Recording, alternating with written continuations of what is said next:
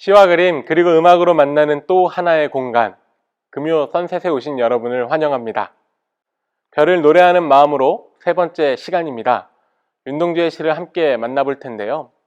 오늘 함께 읽을 시는 1941년 11월에 지은 별 해는 밤입니다. 별 해는 밤. 계절이 지나가는 하늘에는 가을로 가득 차 있습니다. 나는 아무 걱정도 없이 가을 속의 별들을 다 헤일 듯 합니다.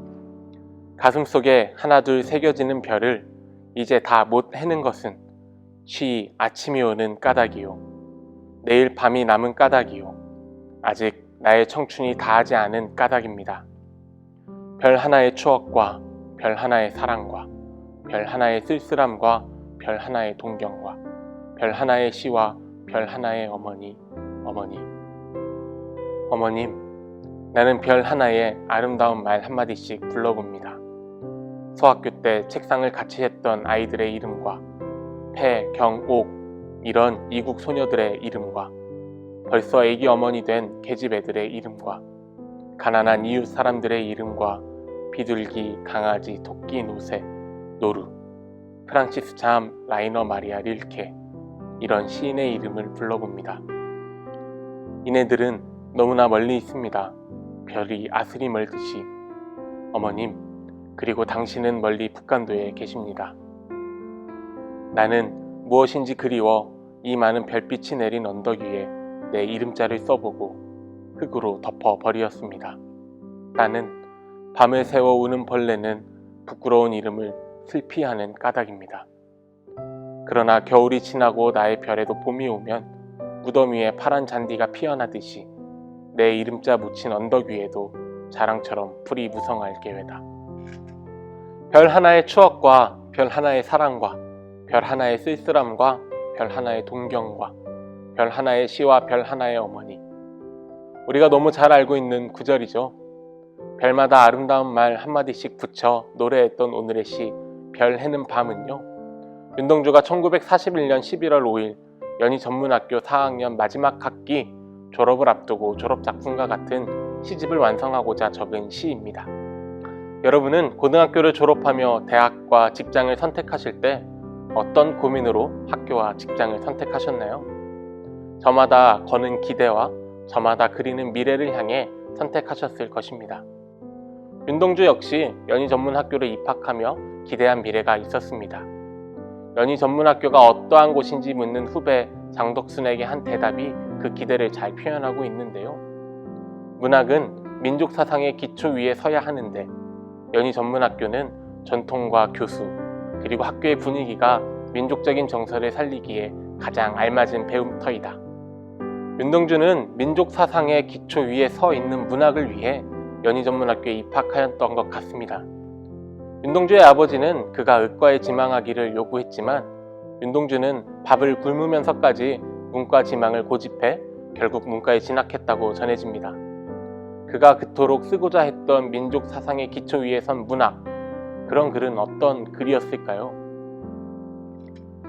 윤동주의 장례식장에서 낭독된 추모시에는 그가 추구한 문학이 어떠한 것인지 잘 드러내고 있습니다.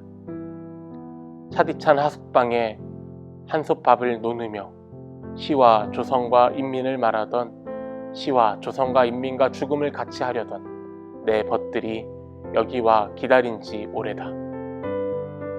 차디찬 하숙방일지라도 시로 나라와 함께 살아가는 이들의 현실과 죽음을 같이 하려 했던 윤동주는 신명지 하에서 가난과 아픔과 외로움 속에 처한 현실을 보고 늘 함께 괴로워했습니다. 그들과 함께 괴로워하고 그들을 위로하는 것, 이것이 윤동주가 문학을 통해 이루고자 했던 꿈이었습니다. 뜻하지 않은 고난과 이유 모를 아픔과 서러움에 처한 이들과 함께 괴로워하기로 한 윤동주가 선택한 위로의 방법은 어떤 것이었을까요? 그의 또 다른 시 병원에서 그 마음을 느낄 수 있습니다. 1940년 12월 윤동주의 시 병원입니다. 살구나무 그늘로 얼굴을 가리고 병원 뒤뜰에 누워 젊은 여자가 흰 옷 아래로 하얀 다리를 드러내놓고 일광욕을 한다. 한나절이 기울도록 가슴을 앓는다는 이 여자를 찾아오느니 나비 한 마리도 없다. 슬프지도 않은 살구나무 가지에는 바람조차 없다. 나도 모를 아픔을 오래 참다 처음으로 이곳에 찾아왔다. 그러나 나의 늙은 의사는 젊은이의 병을 모른다. 나한테는 병이 없다고 한다. 이 지나친 시련, 이 지나친 피로, 나는 성내서는 안 된다. 여자는 자리에서 일어나 옷깃을 여미고 화단에서 금자나 한 포기를 따 가슴에 꽂고 병실 안으로 사라진다. 나는 그 여자의 건강이, 아니 내 건강도 속히 회복되기를 바라며 그가 누웠던 자리에 누워본다. 윤동주는 시 병원에서 찾아오는 이 나비 한 마리도 없는 외로움, 아픔을 간직한 한 여인에 대한 관찰을 1년을 통해 표현합니다. 그리고 이어지는 2연에서는 시인 자신의 내면에 대한 문제를 드러내 보여줍니다. 그에게 내려진 처방이 지나친 시련, 이 지나친 피로, 나는 성내서는 안 된다라고 하니 윤동주의 아픔 역시 이유모를 가슴앓이였던 것 같습니다. 화자가 병에 걸려 아픔을 느끼고 있지만 더 심각한 문제는 나를 진료하고 있는 의사 역시 타자의 병을 진단할 수 없을 정도라는 것입니다. 어쩌면 의사도 병에 걸려 가슴앓이를 하고 있는 것은 아니었을까요? 모두가 환자인 병원 같은 세상을 살아가고 있는 것 같습니다. 병의 원인을 모르고 아파야 하는 화자의 심세는 가슴을 앓는다는 이 여자의 아픔과 맞닿아 있습니다. 그래서 그녀가 누웠던 자리에 누워봄을 통해 자신과 그녀의 아픔을 공감해 봅니다. 화자는 타자를 통한 같은 아픔을 통해 같은 마음을 느낍니다. 그런데 윤동주의 병원에서는 같은 아픔을 가진 여자와 화자가 마주하지 않습니다. 화자는 그저 거리를 두고 병실 안으로 사라지는 여인을 바라볼 뿐입니다. 그리고 그 여인이 떠난 자리에 화자는 누워봅니다. 타인을 사랑하면서도 거리를 두고 있는 윤동주의 태도는 나도 아파보아서 알고 있다거나 나도 경험해보았던 병이라거나 이겨낼 수 있어 회복할 수 있어라는 섣부른 위로의 말이 아니었습니다. 쉽게 내뱉는 사랑 고백이나 쉽게 표현하는 타자의 공감이 아닙니다. 아픔을 가진 너와 아픔을 가진 내가 아픔을 공감하며 위로할 수 있는 것은 함께 아픔의 자리에 서 있는 것임을 윤동주는 깨달았습니다. 모두가 병원 같은 세상에서 우리는 어떤 위로를 받고 또 어떤 위로를 전하며 살아가고 계십니까?